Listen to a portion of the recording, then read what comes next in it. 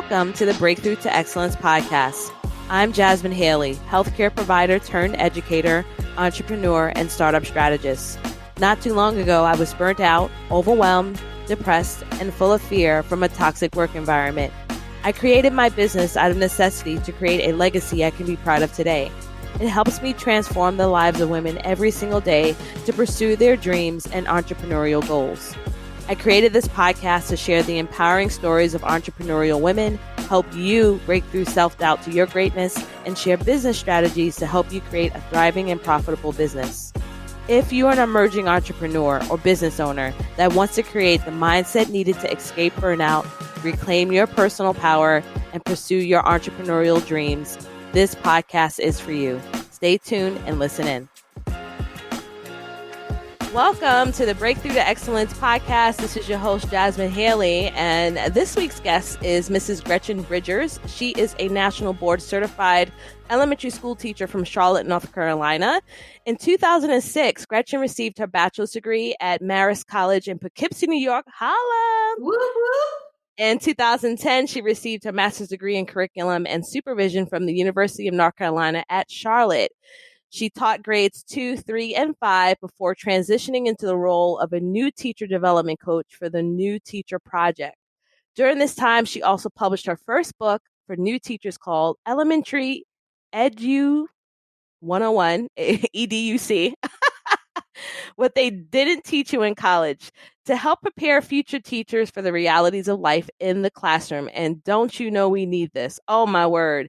With years of mentoring new teachers, providing professional development to school building staff, and presenting at district and national conferences, Gretchen has now invested her time solely to consulting individual teachers and school staff under her own company, Always a Lesson. Her blog, podcast, classroom resources, and professional development courses serve teachers worldwide. Welcome to the show. Thank you so much. I appreciate that introduction. I'm quite impressed. Well, you are impressive, honey. Okay. I am so thankful that you came on to the show. Listeners, I've got a chance to kind of get to know Gretchen on a business level for the last few weeks, and it's been really, really awesome. Peer mentoring one another during this transition of that we're both in right now, where we're building our business. So I know that you're going to be able to gain a wealth of knowledge from her and be able to learn tips and strategies to help your own business. So tell us about your entrepreneurial journey, Gretchen. Like what was that catalyst that you can think of that was like, all right, that's it. I'm going to jump in and I'm going to start this entrepreneurial journey. I don't know that there's ever one moment. It was very slow. In fact, my last name, Schultek, which is my maiden name, means teacher, and not one person in my family is a teacher. Everyone is in business, and they're super successful, but I could not sell you anything. I'm just not comfortable with it. I don't like it. I feel slimy. I'm not interested. I don't even want you looking at me. Like, I just want to do my thing. And so I taught, and I loved that. It was very clear that that was my area of expertise. And I fell in love with leadership and helping people learn. And that's, I think, where the bug started to bite a little bit, was like, oh, I can actually help other people do something. And I didn't quite know what that was going to look like. So I kept trotting along down my path, and I had a blog. Didn't even care if anyone read it. That was like my outlet to share what I was doing in the classroom.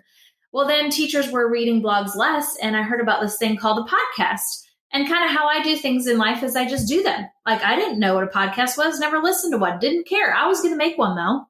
So I just often went with it, and I became part of something called Podcasters Paradise. If anyone's interested in podcasting, that was really helpful for me to just from the ground level up, like, what the heck do I need to do? Followed it to a T because I'm type A and can't help it. And this has gone really well for me on the Empowering Educators podcast. I love connecting with folks. And so then that entrepreneurial thing kind of sparked again. And I thought, oh, I'm connecting with people. I'm leading people. Like, maybe I do have some talents here that I should leverage. But again, I didn't really know what it was going to look like and how it was going to go. So over time, I would connect with different folks who were starting to do that. They were a little bit ahead of me on the path. I thought, okay, well, when I see what you're doing, I can see myself kind of doing that. And there was a lady named Angela Watson, and she had left the classroom and then she had created courses and she was going into schools. And I'm like, I want to do that. Like, I have to have a business name. And I was like, well, my blog it's always a lesson, whether you're teaching one or you're learning one. Life's always a lesson. So that's just going to be my business name. So the blog and the podcast, and I was creating resources for teachers and selling them. And I was like, this is like a real company. And I realized I just was making things up. I had no direction, no clarity, certainly wasn't like planning a calendar on the wall sort of situation, had no financial goals. It was a hobby. And so I decided to join B School through Amy Porterfield. And if you know B School, that's Marie Forleo's program about business school to teach you all the nuts and bolts. And I thought this might be good for me, who was non-traditional, have no background. I need to kind of fill the holes in my business and figure out what the heck I'm doing. And it was really great for me to learn and get affirmation for some of the things I had done, but also to learn, oh, there is a little strategy. There is a little thought, like, what does this look like? And that's where I connected with you because you were in that space and had an educational background. And I thought, hey, can we chat? Can we talk? Can we figure out, how we can help each other? And now through Voxer, if y'all don't have Voxer, please get it. It's a great app where you can just send each other voice messages. I can send her one when I'm free. She can send me one back. We share ideas. We give each other feedback on stuff. We're on each other's email lists to give each other, again, feedback and ideas and support. And that has motivated me to keep churning in my entrepreneurial journey because I now have support, but I also have direction. Yeah, yeah. So key terms, support and direction. Because this journey can be very lonely. And I can't tell you how many messages I have seen from clients or have read online where they'll say things like, I told my husband, or I told my wife, or I told my mother or my brother that this is my idea, and they shot me down. And now I feel like I don't have the courage to continue forward. And no one's going to understand your journey other than someone that's already in the trenches with you. Yeah. And it helps to be in that place, because when you transition, whether you are a teacher or you're transitioning as a healthcare provider like I was, even the people that are in your industry won't understand, because a lot of them, they're in an employee mindset. And then to shift into that CEO mindset can be challenging. Yeah. Can be challenging. Definitely. And I think there's a difference between taking risks that are just dumb risks and jumping in too fast and taking calculated risks. And that means you're thoughtful about what you're doing. You have a plan, but you're willing to give it a shot and see if you fail. And I'm a mom. I've got kids at home and my husband's the breadwinner. And it's not like we have all this time and money to just allow me to fail and fail and fail. I have to be very thoughtful. What am I purchasing? Am I actually implementing the program I just purchased? Am I making time to go through the program? Am I implementing what I learned? Am I going to do XYZ launch because it's aligned? Like, I'm not just willy-nilly doing things, spending money on Facebook ads. And so I think what I've learned through this is we can have all the excuses why we shouldn't do something we want to do and what we love. But if you're really thoughtful and strategic in how you can make it happen, even though you've got kids at home or you have to watch your budget tightly because you don't have a lot of extra income, whatever it is, those might be restrictions, but they're really boundaries that you got to work in. And not anyone out here is like, oh, I have all day to play with and I have all the money in the world to make my dreams come true. Everyone has something. And so if you're using it as an excuse, you're never going to become what you were meant to become. But if you utilize it as your roadmap to get to where you need to go and help you hone down on what's most important, you will be successful. Yes, it's taken me a long time, longer than I want to admit, but I'm closer to where I want to be and I'm more fulfilled and I'm happy because I'm able to be a mom, a wife, and a business owner. And that makes me happier. Yes, you better preach, Gretchen. Because, it also makes me think about the comparison, analysis paralysis, because as you were just talking, success is a different measure for every single person, right? And when you were just explaining, it's kind of hard for us to focus on where we are in our current journey when we're watching these other amazing people who are doing amazing things. And we never take the time to think about, well, what were they like when they first started? Mm-hmm. And how many years did it take for them to build this multi, $1 million business, or, six-figure business? A influencer I like to watch, her name is Nicole Walters. One, because she's funny and I love learning from her, but she posted one of her very first videos again. And I said, oh my gosh. What? The lighting was horrible. Okay. Her hair was like, not, polished, right? The way that you see the influencers now, right? And she was like, listen, we all start from somewhere. We all start from somewhere.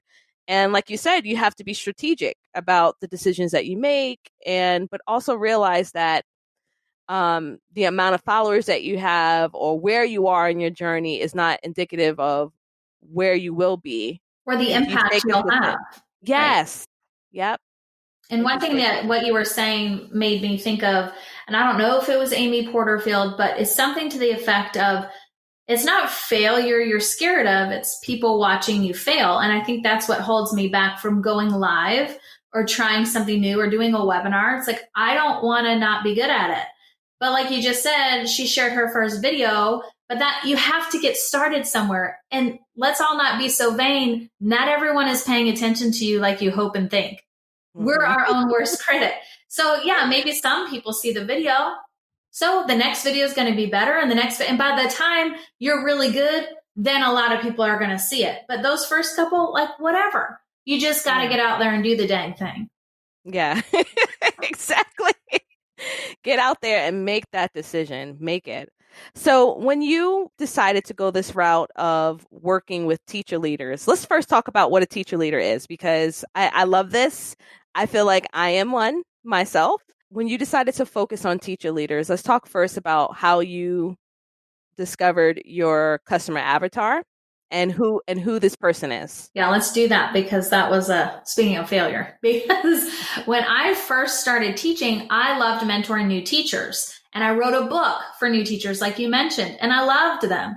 They were not buying. They were not my customer, but I wanted to serve them so bad. And I didn't care that they weren't coming and following me and they weren't purchasing. And it got to the point, like, if you want to make this a business, you have to go where the people need you. And these folks have support at their school already. So they don't find the need to say, like, God, I really need some help. That's year like 3, 4, 5 in schools, when the mentor is no longer given and you're like, holy crap, I'm not ready to swim by myself. Go for those people. And so I thought, okay, let me think about that a little bit. Well, my next love was teaching teachers. And so a lot of people were coming to me who were leaders of teachers and saying, I love the way you're talking about teaching. I can use this to help somebody. I'm like, hold on, here's this other group of people. They're wanting to buy. They like what I have. Let me pivot to these people, because I can still talk about the things I love to talk about. My audience is just a little different, but they're taking what I'm giving them and able to pass it on to the people I love the most, who aren't willing to pay. And so when I made the transition, just the flow of revenue started to come, and that was confirmation that I was moving in the right direction. And so even though it didn't look exactly like I intended, I was still able to serve the same people. It just was going through a middle man, and that's okay. So this term teacher leader came because I have worn different hats when I've been leading teachers. I was a peer mentor. Any new person that came on the team, I was helping them learn to teach. Then I had student teachers, so we are called a cooperating teacher. Then I would go and train teachers, so I was a teacher trainer. Then I became an instructional coach. And now I'm working with some administrators in my mastermind. So I've got all these people who have a different title, but they do the same thing. They're focusing on helping teachers be stronger in the classroom. So that's who I want to talk to, because I keep talking about instructional strategies to become better in the classroom. Guess who wants those? Not the people that need them, the people that are trying to help those people who need them. And that was a huge shift for me. And it took me a long time to get there. But the only way you know if your avatar is going to work is if you keep trying to talk to them, not getting the results. Pay attention to who is nearby that is interested, and just pivot. And I felt so crushed when I couldn't serve my new teachers until I realized I could. It was just a different avenue. So you have to be flexible and willing to pivot. And I didn't have to give up a thing. I thought I was going to have to start all over. I didn't. It all worked out and it's wonderful. And I'm very thankful for my teacher leader audience. Oh, I love that. I mean, it takes a huge amount of bravery, in my opinion, because whenever you first start off in business, it's like you birthing a child. And Yeah. when you first start off the whole concept, you get it all looking pretty, the plan, this is who I'm going to serve. And then all of a sudden you realize, oh crap, this isn't working. Yeah. Or for me, I was like, I'm not really feeling fulfilled. I feel like I'm not doing enough. I feel like I could be doing more. I'm a square peg in a circle of an industry. This is not going to work for me long term. It's not a viable option. It took a lot of humility for me to admit that, because when I was told that from a coach, I was like, they don't know what they're talking about. I ain't quitting. Like, and I needed to hear it. But if you're not in a space, like you said, flexible, but even open-minded and willing to learn and know that at some point your business is going to have to evolve. Yeah.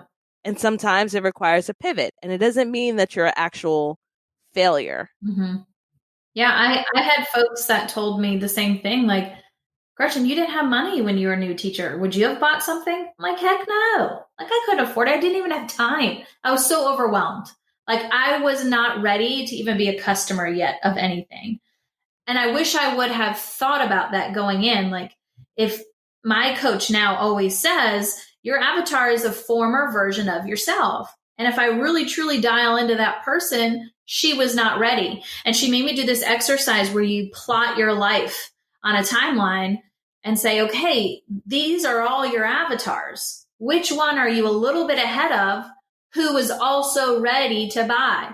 And I was ahead of that person, but she was not ready to buy. So I had to work my way through the timeline until I got to someone that finally had a little extra cash and was willing to invest and realize they should invest. And that's the sweet spot. So I had to do the work. I had to be open-minded. Even though I heard the same feedback, I just wasn't ready. I'm a little stubborn. I wanted to do what I wanted to do. I'm still very much like that. But it wasn't until I finally was able to say, let's figure it out. Let's figure out how we can do both, meaning serve who you want to serve, but sell it to the people who are ready. And it took a long time, that timeline, to visually see how I could make that happen. Yes. And I love that you said, first of all, shout out to your coach, because Amber Liliestrom, y'all need to go find her on Instagram. that's powerful. That example right there of using that. And it reminds me of something that Amy Porterfield said. You only have to know how much more, 10% more. Yeah, not much. Yeah. It's not a lot. So, I mean, for those who deal with like that imposter syndrome, feeling like they're not adequate, that's all. That's all you have to know, more than the people that you're serving. Because if you think about the people that are asking you for help, like your friends or family, they are ready to ask for help because they're closing the gap from where you are. If you try and help someone that's just starting, they are so overwhelmed, they can't even take in your first piece of advice. But the people that keep coming back to you, they're close. They're like, okay, I got you. I'm going to do this next thing. Okay, let me ask you again. Now I'm going to do this next thing. And they keep catching up.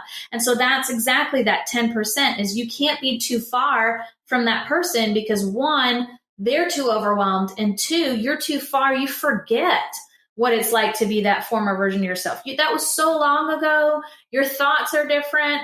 Like your reality is way too far. But if you get someone that's really close, it's like, oh yeah, I remember that. I still feel that. I still remember what that's like. And that person is motivated because you're not like 17 laps ahead. You're just one lap ahead. Oh, I can handle that. Let me ask another question. Okay, I've got another lap. So that 10% is very encouraging when you think about, oh, like I can help a peer. I can help a colleague. It doesn't have to be this newbie. Yeah. You see why I rock with Gretchen, y'all? Okay. Oh my goodness. I was like, I hit the jackpot. Okay. I wish I was more successful than I am. I mean, maybe that's coming one day, but thank you for the confidence. No, seriously, seriously. I appreciate everything that you just said because it's real. It's real talk. It's what we really need to consider, especially as emerging entrepreneurs or entrepreneurs year 1 through 5. Those foundational principles should be evaluated, in my opinion, every year. Every year where you're planning your what you're going to do for the year and what your profit is going to be, what you would like your profit to be. You need to be considering, am I really speaking to my customer? Is my brand consistent with what my customer needs are? I mean, these are some things that people tend to think, oh, well, it's strategy. It's the the weeds of a business and I just want to serve from my heart. But you can't grow without some of the things that you're just sharing. You Yeah. cannot. You Yeah. just can't. You Amen. can't. So with you creating a business and having a podcast, I am curious to know when you think, because you're also raising a family, a beautiful family. Thank you. And how have you utilized your time with that, with the different layers in the business? Mm. And with you trying to scale and grow. I think the biggest thing I hear from like new entrepreneurs is like, when do I know when to outsource Mm-hmm. or, how do I manage everything? And I would love to know for you, especially as a mom, um, how you've been able to work around some of the challenges that can occur with having those responsibilities. Yeah, I think one asset of mine is I'm a teacher. So I'm used to having to cram a lot of things in a short amount of time, be really efficient, and have like a schedule. That's just how I lived the last decade of my life. So I thought, okay, if I can hack my life the same way now, maybe I can make this work. And so I have what it's called weekly cycles. And that name just came from a past job where I had the same duties each week that I had to complete. So I made myself this schedule. And Mondays I was going to blog, and Tuesdays I was going to podcast, and Wednesdays I was going to do social media and whatever. And as my business grew, I started layering in other tasks. And it got to the point where, as a mom, I just don't have a lot of time. Thankfully, my kids can go to a preschool from like 8:30 to noon. So I do have a chunk of quiet time that I prioritize. What's my big thing I can get done right now that's going to have a major impact on my business? And usually it's not social media, it's creating content. It's the blog or the podcast that I need to get out there because that requires my brain, my ideas, my talent. No one else can do that. And if I get that done that day, I feel great. Anything else, I just have to figure out either I do it in the evenings, I do it during nap time. Hello, nap time hustle. Do it on the weekends, or I find someone who's willing to do it. And a girlfriend of mine was an accountability partner for Teachers Pay Teachers, meaning we put our lesson plans on that website and teachers can buy them. And she and I were just holding each other accountable of creating new things. And I said, hey, do you want to make some extra money? Because she decided to stay home and raise her kids.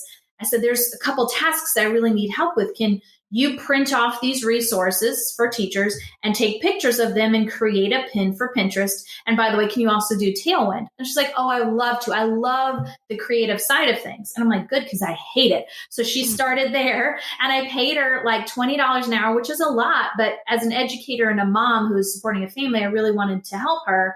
And that business just grew. And now she pretty much runs anything that doesn't require me and my creativity. So my websites and my editing and all the imagery. And it was a slow process as I figured out what I need to do, what someone else needs to do, that block schedule, what can I fit in with me not feeling so overwhelmed.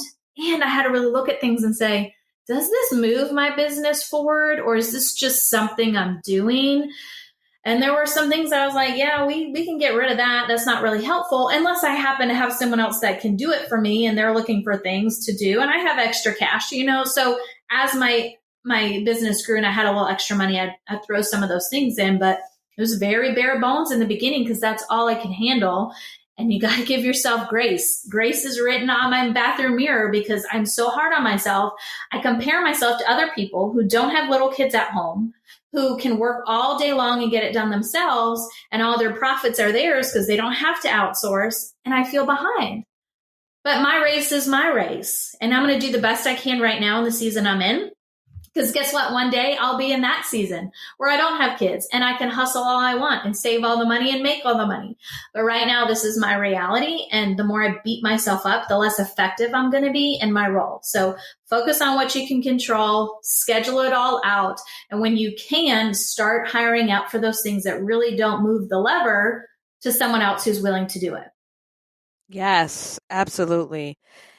Listeners, it's a killjoy for you if you are overwhelmed and overly consumed with tasks that are not income generating. You don't want to get to a place which is where I've been, where you are scrambling to figure out where you're going to get the next extra funds in because you've spent all of this extra time working on stuff that had nothing to do with income generation. Yeah.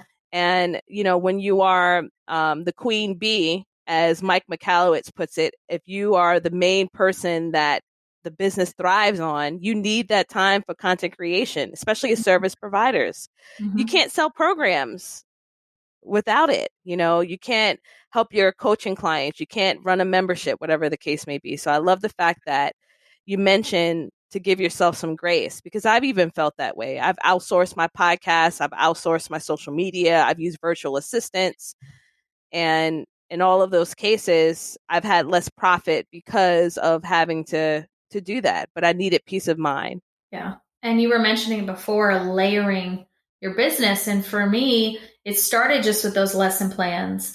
And then it became, oh, I could teach somebody something. I'll just record it. Oh, that's called a course. Okay, I got a course now, and then it's like, let me sell t-shirts and swag because I've got this girl that loves to design stuff. I'll think of the saying and she'll make it and it's real cheap. Cool. And so I started having multiple streams of income.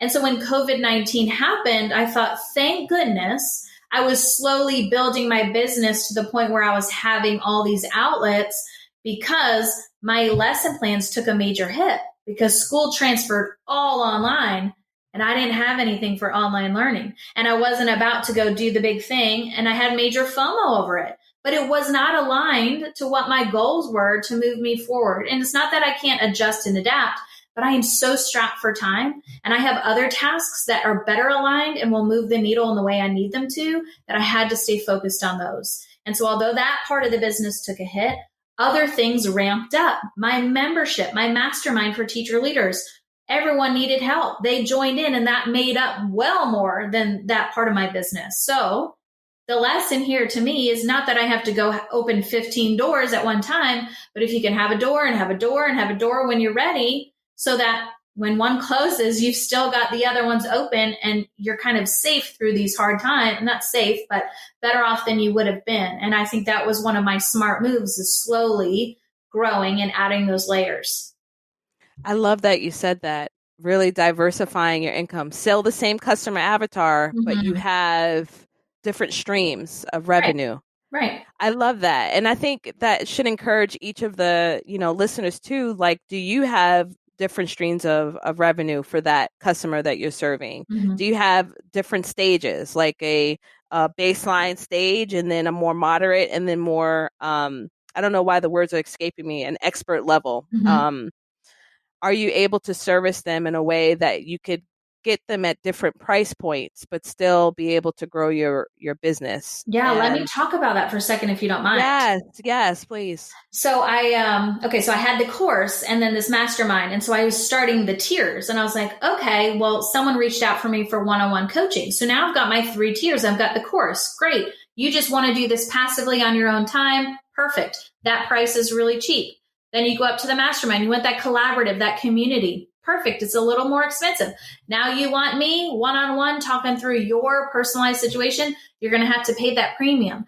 But what I learned in having that tier system is create a price point that's going to work. So instead of having a full price for each of them, which I do, I also have monthly payments. And that helps kind of trick the brain of the customer into realizing how affordable it is. So instead of saying $100, you're saying $25 a month. I can do $25 a month. Then when you go to the next thing, oh, it's $30 a month. I got 30, it's $150, but no, it's only $30 a month, right? So I learned to say it and sell it in a way that will resonate, because I know educators don't have a lot of cash, but they are interested in buying. And so I do give them the option of full price, which is cheaper overall. Or you can do the monthly, and that number's sexy. They like it. They can afford it. You pay a little bit more in the back end, but I've gotten so many more people in the door, not just from having the tiers, which gives them options, but also the monthly payment versus the paid or paid in full. So that was, again, another brilliant lesson I had learned, and so thankful that I implemented that. And you and I have had conversations about, girl, your prices are way too low, and they are, but I'm going and adding more value, and changing those things in the prices will reflect that. But we all have to start somewhere, see who's buying. If it's not working, tweak the content. Maybe the price is too low and they don't think it's important. Maybe it's way too high, right? So you got to play the game a little bit to figure it out. Yeah, absolutely. And it was one thing that my coach had shared with me. She basically said that you can start off with putting the very least amount that you would take. The one that makes you just feel sick to your stomach. You're like, oh, no. Horrible, right? And then you put in a price at the other end of that spectrum. It's linear. At the other end of that is the absolute highest amount that you would just feel like, oh my gosh, this is really scary. I'm concerned about charging that amount, and then choose something in the middle.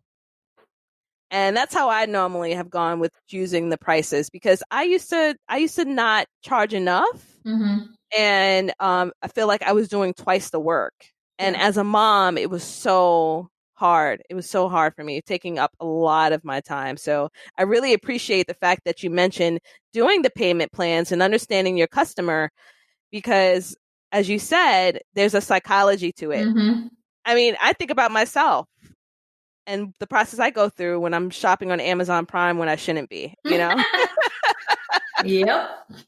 And what causes me to click that button more than anything else. But if it ends in a 9, I'm probably going to buy it. Right? Exactly. All right. I've got one more question for you. This is the last question. So if you were to go back to your entrepreneurial journey at the very beginning, your very first week, month, day as a business owner, what is the word of advice that you would give yourself at the very beginning? You don't have to have it figured out. I am so type A. I have got to know the Candyland board. Okay. I got to know all the spaces. I got to know what they look like. I got to know the obstacles. I got to know where I'm going.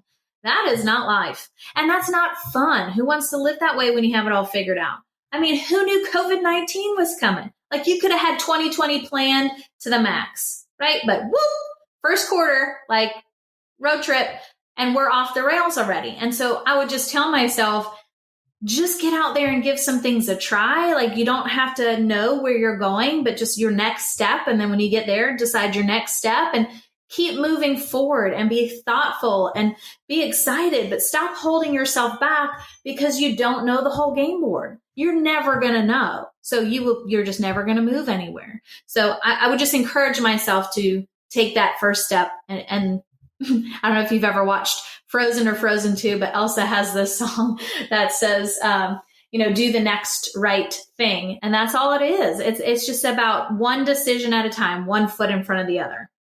That was perfect. I love that. And you'll never know as a business owner what's going to happen, but you will gain clarity every step that you take. Yeah. And you'll find out what works and what doesn't work. All right. Please share with the listeners how they can find you. Oh, yeah. Go to alwaysalesson.com, and there you'll find social media handles. You can grab my newsletter to get tips and tricks. You can grab my courses and the mastermind and anything else you can need. That's my hub. That's the place to find me. And I just really look forward to connecting with y'all. I'm willing to answer any questions you have. Gretchen at alwaysalesson.com is my email if you want to chat. Thanks, Jasmine. Thanks for tuning in to the show. Dive in deeper by visiting the show notes for this episode or listening to more episodes on jasminehaley.com. If you found value in the show, share with a friend or leave us a review. I'll see you next time.